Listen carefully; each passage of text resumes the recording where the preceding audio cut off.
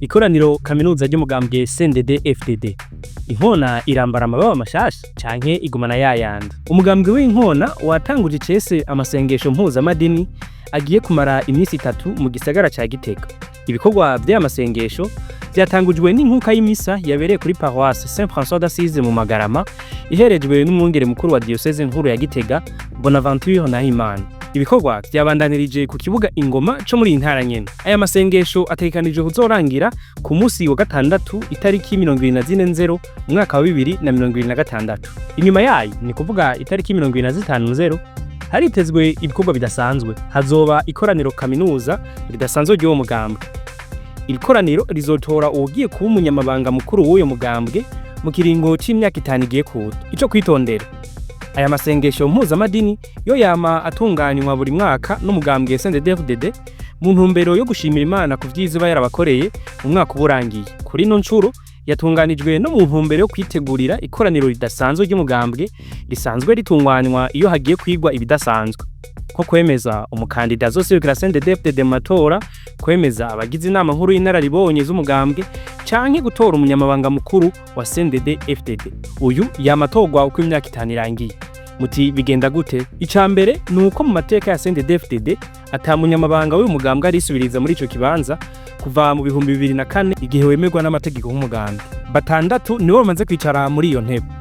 Uwa mbere yabaye Pierre Nkurunziza, yamazeho umwaka umwe gusa kuko mu 2005 yaciye atorwa n'abashinga amateka ngo arongore Burundi. Yaciye akorerwa mu ngata na Hussein Rajab, nawe atwara Cndd-Fdd mu kiringo c'imyaka 2. Mu 2007 haje Jeremy Ngendakumana, yarasanzwe ari n'umushinga amateka. Yabaye umukuru w'uyu mugambwe gushika mu 2011 aho yakorewe mu ngata na Pascal Nyabenda. Uyu munyabubanza yatwaye Cndd-Fdd gushika mu mwaka wa 2016. Muri uyo mwaka amango nkaye ni ikoraniro kaminuza ry'uwo mugambwe abakongressiste bemeje Evariste Ndayishimiye ngo ababere umunyamabanga mukuru nyuma y'umwaka umwe gusa yaramaze asubije impuzu za gisirikare n'ipete rya General Major. Gushika arinda tangwa mpuzoserukira umugambwe mu matora y'umukuru w'igihugu mu mwaka wa 2020, Evariste Ndayishimiye yarahagarariye Cndd-Fdd. N'inyuma yaho yaramaze kuba umukuru w'igihugu, niwe yagumanye imfunguruzo za permanence yo mu ngagara kuko yagiye gukorerwa mu ngata mu mabanga y'umunyamabanga mukuru